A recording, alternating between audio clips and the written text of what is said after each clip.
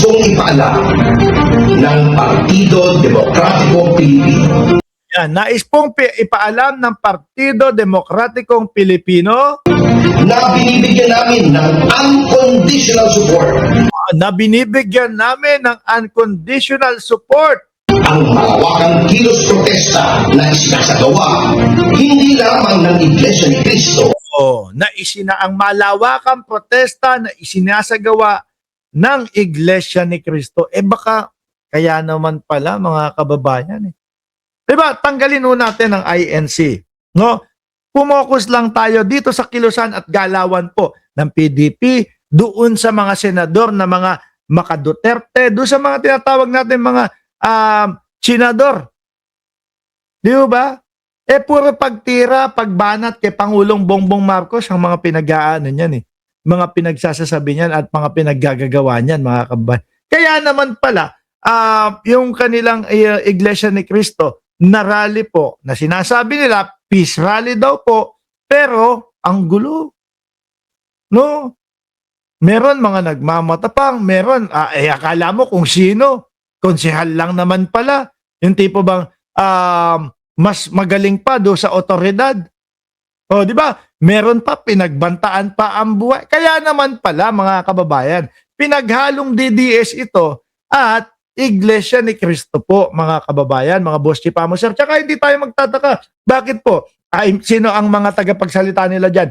Robin Padilla, Amy Marcos, Robin Padilla, Amy Marcos, yung mga nandyan. Si Alan Peter Cayetano, nandyan din. Yung mga senador ni Duterte ho, mga kababayan. Hindi po ba? Tapos itatanggi nung mga miyembro doon, hindi kami Duterte, hindi kami Duterte. The moment na makita mo yung mga itsura ng mga senador na yan yung magsasalita sa harapan mo, alam mo na kung ano ang patutunguhan ng rally Di ba mga kababayan? kundi ng libo-libo ring mga makabayang Pilipino sa liwasan ng Bonifacio Freedom Park. Wala na, tapos na. Iilan lang ang pumunta. Sabi pa dito ni Leandro Lebiste na pagkarami-rami daw po ang pumunta doon sa liwasang Bonifacio at 15,000 daw po ang pumunta. Aabot pa daw po ng 20,000 mga kababayan.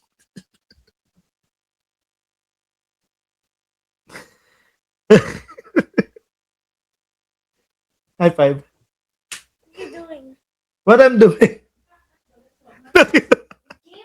Nakita nyo? Gumano pa Sumimple pa Yung anak ko talaga na yan, maloko, mga kababayan. Pagkaliit-liit pa, 4 na taong gulang, maloko talaga ang kulit. Anyway, nako. Mahal na mahal ko yan. Tuloy.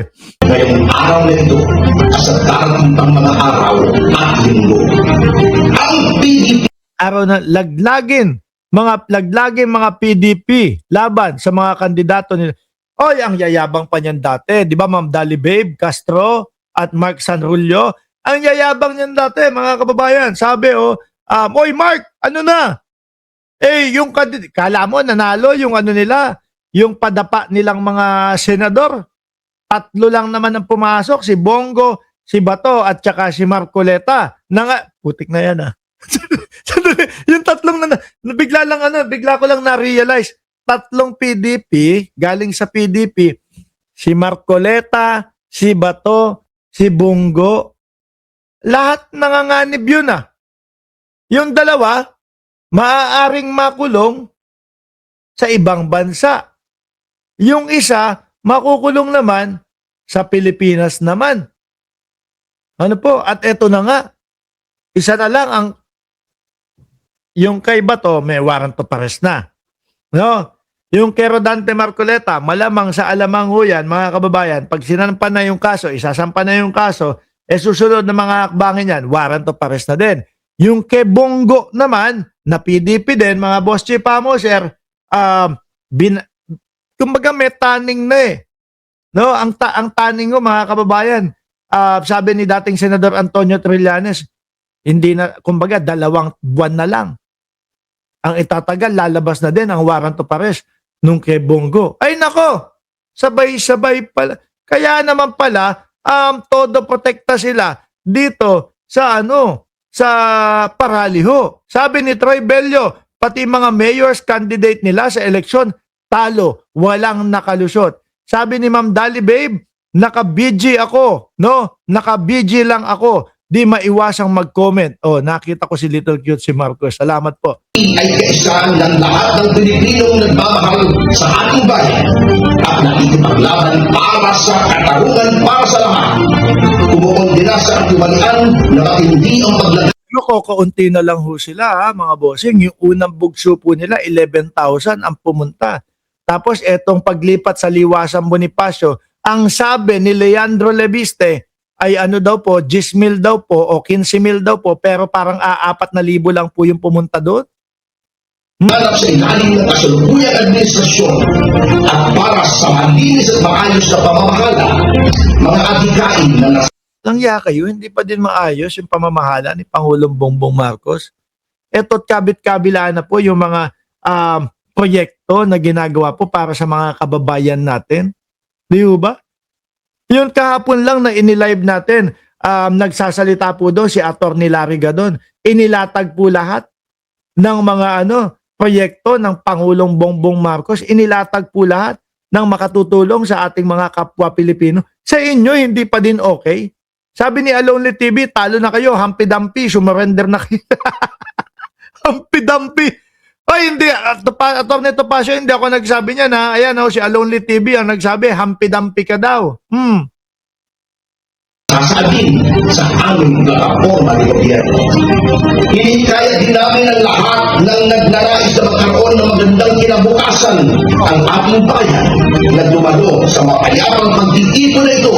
Pero wala talagang pumunta no? Boss Mark, we are not sure if all the people there, supporters, some were just chismosas. Baka nga po.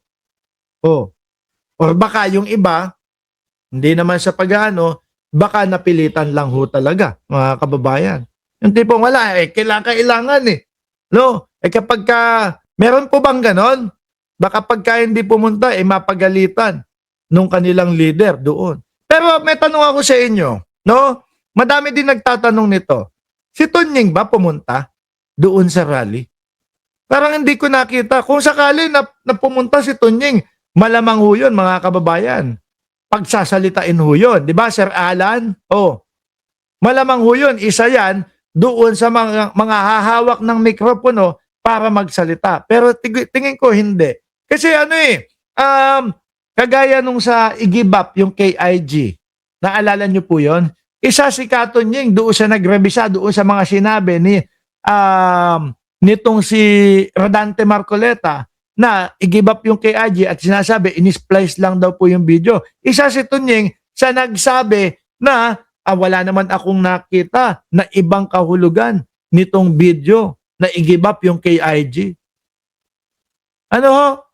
Tingin ko hindi siya pumunta Ayoko namang mag-fake news, sabihin na pumunta, hindi naman pala pumunta kasi hindi ko nakita.